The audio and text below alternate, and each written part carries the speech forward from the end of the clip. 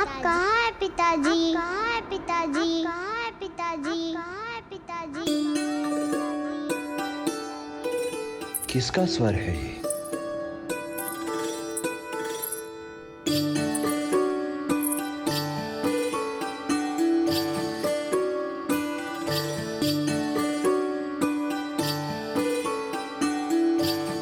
कौन कौन है यहाँ? आप उधर क्या देख रहे हैं? मैं तो यहाँ हूँ।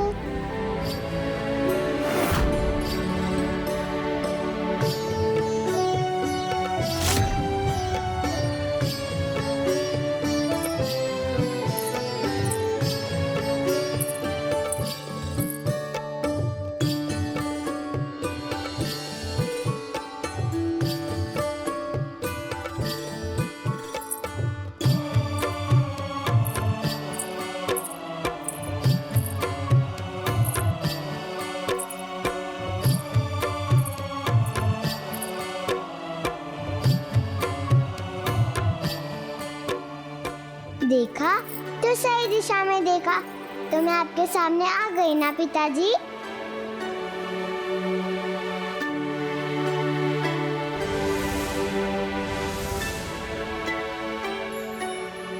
मोहिनी? वो तो मेरी माता है। मेरा नाम तो रश्मि प्रभा है। विमोहिनी की पुत्री है ये? विमोहिनी की?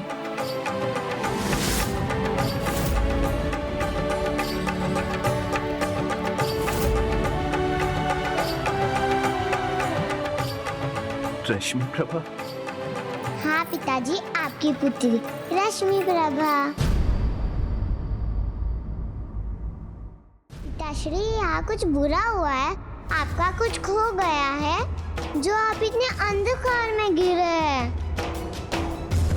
नहीं पुत्री, कुछ खोया नहीं। अभी तो तुम्हारे यहाँ आने से मुझे तो आनंद का कारण मिल गया है। अब किसी अंधकार का कोई स्थान नहीं।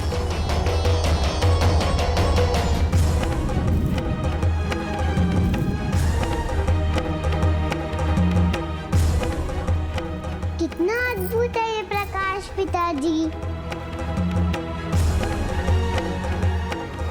किंतु तुम अभी तक कहाँ थी पुत्री, और आज अचानक यहाँ? अचानक कहा पिताश्री, मैं तो कब से आपकी प्रतीक्षा कर रही थी। जब मैंने माता से पूछा कि मेरे पिताश्री कौन है, वो हमसे मिलने क्यों नहीं आते, तो माता ने मुझे आपके बारे में बताया। अच्छा, तो फिर क्या बताया तुम्हारी माता ने मेरे बारे में? यही कि आप महानायक बंडासुर हैं और भोलेनाथ के परम भक्त हैं। अतः उनके दर्शन करने मानसरोवर अवश्य आएंगे, तभी हमारी भेंट हो पाएगी। इतना कहकर पता नहीं माता कहाँ अदृश्य हो गई। तब बहुत दुख हुआ मुझे, परंतु आप तो आए नहीं। लेकिन आपसे मिलने की आशा मैंने नहीं छोड़ी। फिर यहाँ अमरपुर से मुझे शिव मंत्रों का स्वर सुनाई दिया, तो मुझे लगा ये मेरे मान शिव भक्त पिताश्री का ही स्वर होगा। तो मैं यहाँ चली आई और आप मुझे मिल भी गए पिताश्री।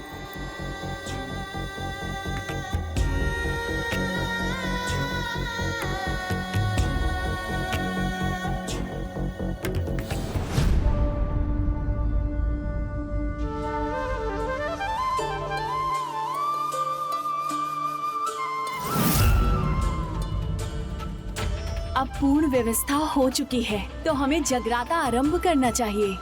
हाँ, अब कोई भी विलंब उचित नहीं।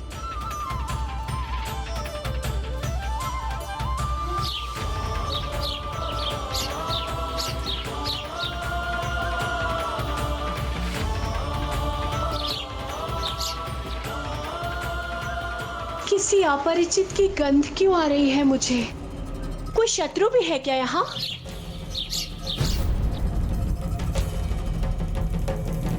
ये कैसा स्वर था?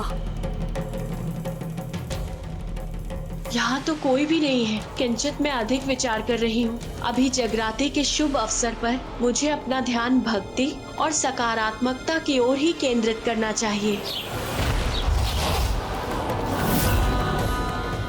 मुझे शीघ्र ही ज्येष्ठ भ्राता को सूचित करना होगा, क्योंकि उत्सव का समय है और ऐसे समय में जब शत्रु असावधान हो तो ऐसे में उन्हें अपने आक्रमण से चकित करने का सबसे उचित समय होता है।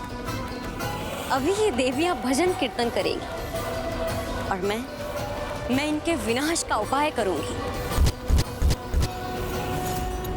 मेरे पिताजी की रचना करने के लिए बहुत धन्यवाद। तुम्हारा सदा कल्याण हो पुत्री।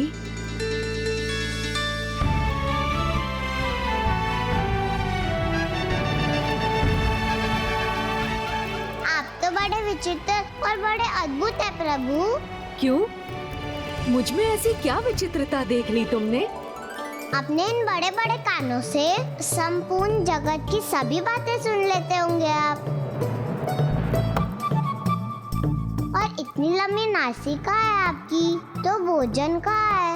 ये सुनकर ज्ञात करना तो बहुत सरल होगा आपके लिए।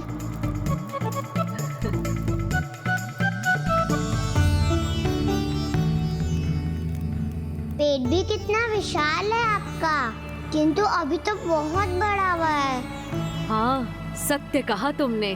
तो फिर और मोदक क्यों खाते जा रहे हैं आप? ये हमारे अतिथि हैं और अतिथि को मन भर के भोजन करवाना ये तो सर्वोच्च नियम है। इन्होंने भी मुझे वचन दिया है कि जब तक मैं इन्हें मोदक प्रस्तुत करता रहूंगा ये इन्हें ग्रहण करेंगे। इसलिए ऐसा हमें कुछ नहीं करना चाहिए पुत्री जिससे इनका वचन भंग हो। किंतु पिताश्री। ज्येष्ठ भ्राता, मुझे शीघ्र एकांत में आपसे कुछ वार्तालाप करना है। ऐसी क्या सूचना है बहन दोमिनी, जिसे देने के लिए तुम मेरी तनिक भी प्रतीक्षा नहीं कर सकी? पिताजी ने इनको बहन पुकारा तो ये मेरी बुआ जी है। प्रणाम बुआ जी। अब जाइए पिताश्री, आपका कर्तव्य तो सबसे बड़ा है। आप उनका ध्यान रखिए, मैं यहाँ प्रभु का ध्यान रखूंगी, इनकी सेवा करूंगी। उचित है पुत्री।